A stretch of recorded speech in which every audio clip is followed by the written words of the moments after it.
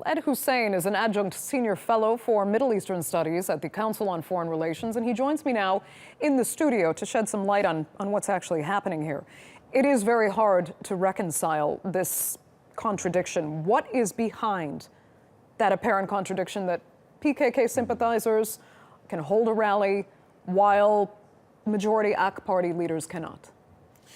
That's an excellent question, Andrew, and I think there's a thinking that's going on behind the decision, and that's primarily enforced by seeing Turkey and seeing the Turkish government in a negative light at mayoral level inside Germany, but also at the very highest levels of government.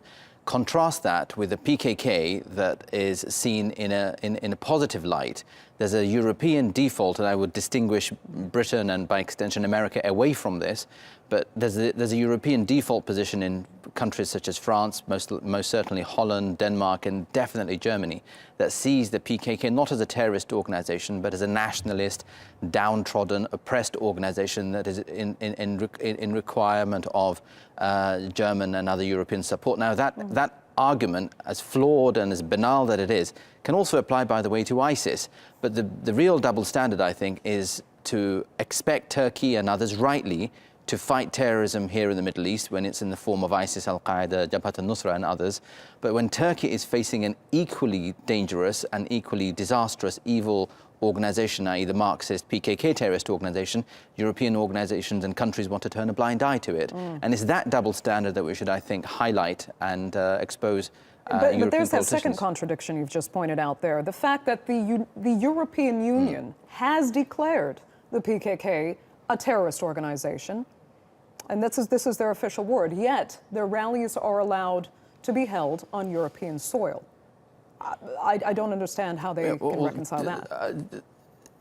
The way in which the bureaucracy reconciles it is to say this is something local and the mayors are allowing this to happen. But that's, absolutely unacceptable. If any country in this part of the world said, oh, it's just an Al-Qaeda gathering which the local council and the local mayor allowed, there'd be outcry in the West. And similarly, you're right to focus on this. We've got to end this hypocrisy and this inconsistency that the PKK, a terrorist organization that has killed tens of thousands of people in the last several decades, is allowed to walk freely in European capitals. But that said, it's got to be accepted, I think, that we're beginning to see a slow shift. The PKK doesn't enjoy celebrity status either in the UK or in the US, and this kind of pressure that you're putting on, the Turkish government puts on, will see a sea change that will result in shift in policy. There is a suspicion here, though, that European leaders are actually catering to right-wing sentiment in their domestic markets, if I can phrase it like that, and that Germany and the Netherlands aren't necessarily against Turkey.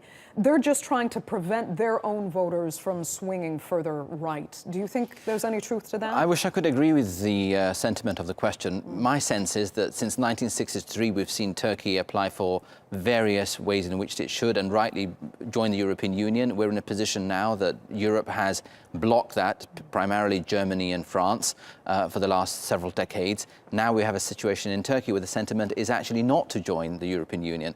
But yes, there is a usage of the presence of Turkey and Muslims and Dutch Turks, German Turks and others to bolster the far right. The response should not be to then play to that, but to actually expose it and undermine it. But quickly, though, Ed, do you think it's productive to use the rhetoric that's been used here in Turkey by calling European governments, calling them Nazis, basically, or saying they're guilty of committing Nazi practices? Does that help?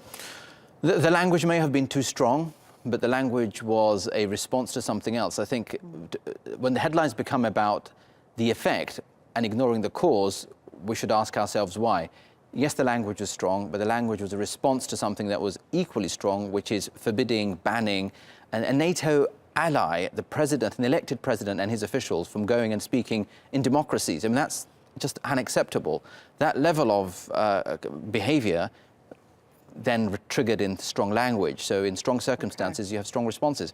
The way in which you handle it is by not creating a situation that leads to that kind of language being used. Okay, Ed Husain, Council on Foreign Relations, thanks so much for joining us. Thank you for having me, Andrea.